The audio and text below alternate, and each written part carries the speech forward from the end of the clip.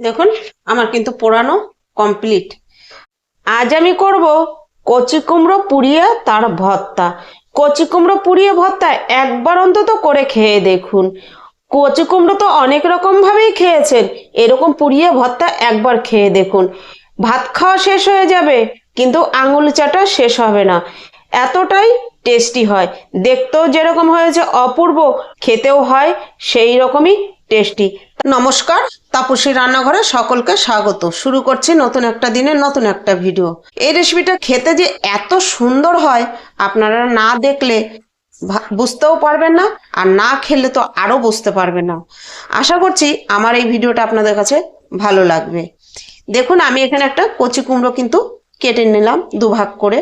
এর আগে একটুখানি আমি সেদ্ধ খেয়েছি, আর বাকিটা আমি রেখেছি এই রেসিপিটার জন্যই। এবার আমি সরু সরু পিস করে নিচ্ছি, ঠিক এর থেকে সরু দরকার নেই, এরকম পিস করে নিচ্ছি। এই দেখুন, এই রেসিপিটা আপনারা একবার করে ভাত বা রুটির সঙ্গে অবশ্যই গরম গরম সার্ভ করবেন, গরম গরম খাবেন, খেতে হয় দুর্দান্ত। তবে রেসিপিটা আমি কিভাবে করব সেটাই আপনাদের সঙ্গে আজকে শেয়ার করব। কচি কুমড়ো বা পাকা কুমড়ো আপনারা তো অনেক রকম ভাবেই খেয়েছেন, একবার অবশ্যই কিন্তু ট্রাই করবেন। খাওয়া শেষ হয়ে যাবে কিন্তু আপনাদের আঙুল চাটা শেষ হবে না এই রেসিপিটা করে খাওয়ার পর। আমি উপর থেকে চোখলাটা ছাড়াচ্ছি না, এই জায়গাটা কিরকম একটু মানে সাদা সাদা একটু স্পট পড়েছে, যেহেতু এটা মাটিতে হয়েছে তার একটা দাগ পড়েছে, সেইটুকু আমি ফেলে দিচ্ছি। এই যে এরকম ছিল তাই আমি সেটা ফেলে দিচ্ছি, কারণ এটা তো আর ছাড়ানোর কিছু থাকবে না, ওই জন্য। একদম কচি কুমড়ো। আপনারা এই রেসিপিটা শুধু যে কচি কুমড়ো দিয়েই কিন্তু খেতে বেশি ভালো লাগে, তবে শুধু যে কচি কুমড়ো দিয়েই করবেন তার কোনো মানে নেই, পাকা কুমড়ো দিয়েও করতে পারেন। তবে বলবো পাকা কুমড়ো দিয়ে করবেন না, পাকা কুমড়োতে একটু অম্বল হয়, আর এই কচি কুমড়োটা কিন্তু অম্বল হয় না। দেখুন আমি পরিষ্কার করে নিয়েছি।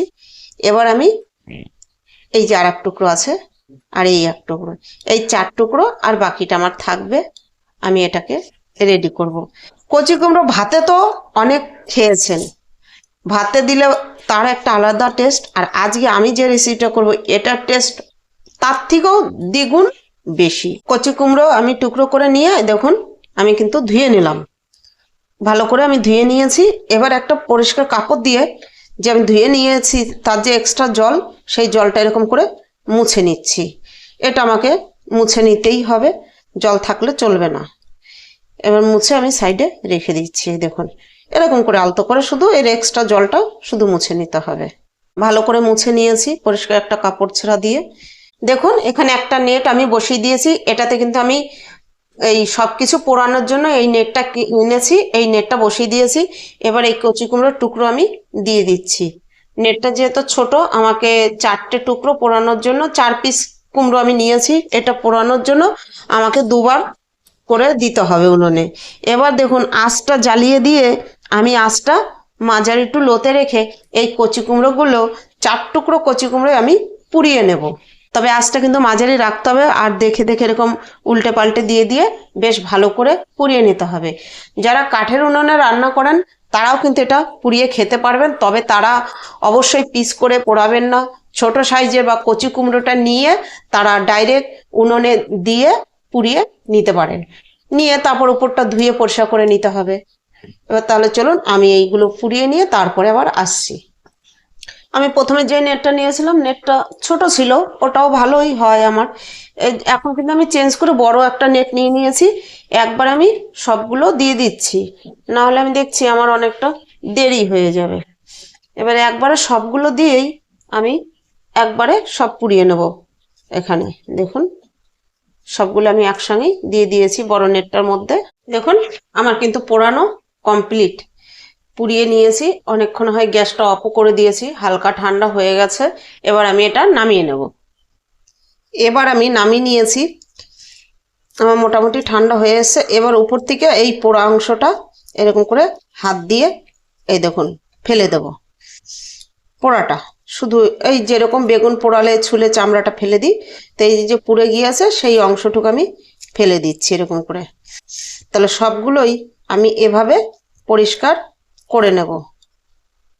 দেখুন আমি কি সুন্দর করে ছুলে নিয়েছি, এই দেখুন। আর পোড়া জিনিসের তো জানেন আলাদা একটা টেস্ট বা আলাদা একটা সেন্ট হয়। দেখুন কি সুন্দর। এবার আমি কিন্তু ছুলে একটু জলে ধুয়ে নিয়েছি, শুধু দিয়ে তুলে নিয়েছি যে পোড়া অংশটা যেন বেরিয়ে যায়। এবার এইগুলো আমি ছুরি দিয়ে এরকম করে একটু কেটে কেটে নেব। দেখুন আমি এইভাবে কেটে নিচ্ছি, সুন্দর নরম হয়ে গিয়েছে, দেখেছেন তো? এই দেখুন এখনো একটু গরম আছে, তাই আমি হাত দিয়ে এটা করতে পারছি না। আর এভাবে আপনাকে ছুরি দিয়ে বা আপনার কাছে কোনো ম্যাশার থাকলে ম্যাশ করার জিনিস দিয়েও কিন্তু ম্যাশ করে নিতে পারেন। তাহলে চলুন আমি পুরোটা কেটে নিচ্ছি ভালো করে। রান্নার জন্য কড়াই বসিয়ে এখানে তেল দিয়ে দিয়েছি, আমি 6টা শুকনো লঙ্কা দিয়েছি। এবার আমি দিয়ে দিচ্ছি এখানে তেল। আমি প্রথমে কিন্তু একটু ভুল হয়েছে, সরি, তেল না, প্রথমে লঙ্কা দিয়েছি, এখন আমি তেল দিয়ে দিয়েছি। এবার এই লঙ্কাগুলো আমি ভেজে নেব তেলের মধ্যে, এরকম করে নেড়ে নেড়ে হালকা করে একদম মুচমুচে করে ভেজে নেব। শুকনো লঙ্কা আমার ভাজা হয়ে গেছে, এবার আমি তুলে নিচ্ছি। এই তেলের মধ্যে আমি দিয়ে দিচ্ছি ছোট 1 চামচ কালো জিরে। এবার আমি দিয়ে দিচ্ছি 5-6 কোয়া রসুন, থেতো করে রেখেছি, থেতো করা রসুন। এই রসুনটা দিয়ে আমি হালকা ব্রাউন করে একটু ভেজে নিচ্ছি। রসুন হালকা লাল করে ভেজে নিয়েছি। দিয়ে দিচ্ছি এখানে 2টো চেরা কাঁচা লঙ্কা, আর দিয়ে দিচ্ছি মাঝারি সাইজের একটা কুচানো পেঁয়াজ। এই কুচানো পেঁয়াজ আর লঙ্কা দিয়ে পেঁয়াজটা নরম হয়ে আসা পর্যন্ত আমি একটু ভেজে নেব। আর এভাবে কচি কুমড়ো বা পাকা কুমড়ো পুড়িয়ে এই রকম করে ভর্তা করে খেয়ে দেখবেন, এর স্বাদ আপনাদের মুখে লেগে থাকবে। আর এই রেসিপিটা যেই দিন করবেন সেই দিন কিন্তু আপনাদের খাবারের পরিমাণটা একটু বেশিই লাগবে, অসাধারণ লাগে খেতে। খাওয়া শেষ হয়ে যাবে কিন্তু আঙুল চাটা শেষ হবে না। তাহলে দেখুন আমি আঁচ মাঝারি একটু লোতে রেখে আমি পেঁয়াজ রসুন কাঁচা লঙ্কাটা একটু ভেজে নিচ্ছি কালো জিরে ফোড়নের সঙ্গে। আর পোড়া জিনিসের তো বেশ সুন্দর একটা সেন্ট আছে, বেশ সুন্দর সেন্ট, বা পোড়া জিনিস সেন্টটাও যেরকম হয় খেতেও কিন্তু টেস্টটা ভীষণ ভালো হয় অন্য কোনো রান্না থেকেও। এবার আমি পেঁয়াজটা আরো কিছু সময় ভেজে নেব। দিয়ে দিচ্ছি পরিমাণ মতো নুন, দিচ্ছি সামান্য একটু হলুদ। এবার এগুলো আমি আবার ভালো করে মিশিয়ে নিচ্ছি। সবকিছু দিয়ে আমি 1 মিনিট মিশিয়ে নিয়েছি। এবার দিয়ে দিচ্ছি এই যে পুড়িয়ে তারপরে পরিষ্কার করে রেখেছি আর কেটে নিয়েছি সেই কুমড়ো দিয়ে এবার সবকিছুর সঙ্গে ভালো করে আমি মিশিয়ে রান্না করব। এবার দেখুন ভালো করে প্রথমে মিশিয়ে নিচ্ছি। এখানে আঁচ আমি মাঝারি একটু লো করে দিয়ে কিন্তু এবার রান্নাটা আমি করব। তবে এখন আমি দিয়ে দেব ঢাকা। ঢাকা দিয়ে আমি 3 মিনিট রান্না করব। ঢাকা তুলে দেখে নিচ্ছি, দেখুন কি সুন্দর হয়েছে, একদম মিশে গিয়েছে। আর আমি কিন্তু ঢাকা তুলে 2-3 বার নেড়ে দিয়েছি। আমি 3 থেকে 4 মিনিট ঢাকা দিয়ে রান্না করে নিয়েছি। আর এর সেন্টটা খুব সুন্দর একটা সেন্ট বেরিয়েছে, যেহেতু পুড়িয়ে নিয়েছি আবার একটু রসুন ফোড়ন দিয়েছি, সুন্দর একটা সেন্ট বেরিয়েছে। আর খেতেও কিন্তু দারুণ হয়েছে। আমি একটুখানি চেক করে দেখেই নিয়েছি নুন হয়েছে কিনা, সেই জন্য বুঝতে পারলাম। আর এভাবে আমি এর আগেও করে খেয়েছি। প্রত্যেকটা রান্নাই আমি আগে করে খেয়ে দেখি যে আমার কাছে ভালো লাগে কিনা, তারপরে কিন্তু আমি আমার বন্ধুদের সঙ্গে পরে আবার করে শেয়ার করি। আমি না খেয়ে কোনো রেসিপি শেয়ার করি না। দেখুন আমি এভাবে আরো 1 মিনিট থেকে 2 মিনিট একটু রান্না করে নেব। আমি 2 মিনিট রান্না করে নিয়েছি। এবার আমি দিয়ে দিচ্ছি এই যে ভেজে রেখেছি সেই লঙ্কা, গুঁড়ো করে রেখেছি সেই গুঁড়ো লঙ্কা। আপনারা ঝালটা আপনাদের পছন্দ মতন ব্যবহার করবেন। এবার লঙ্কাটা দিয়ে আমি ভালো করে আবার মিশিয়ে নিচ্ছি। এখন আমি দিয়ে দেবো এখানে ছোট একটা কুচানো কাঁচা পেঁয়াজ। কাঁচা পেঁয়াজটা দিলে সেন্টটা বেশ আরো ভালো হবে।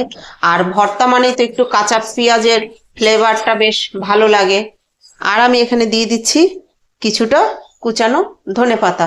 ধনেপাতা আপনাদের পছন্দ না হলে না দেবেন, স্কিপ করে যাবেন, এটা বাদ দিয়ে দেবেন, অসুবিধা নেই।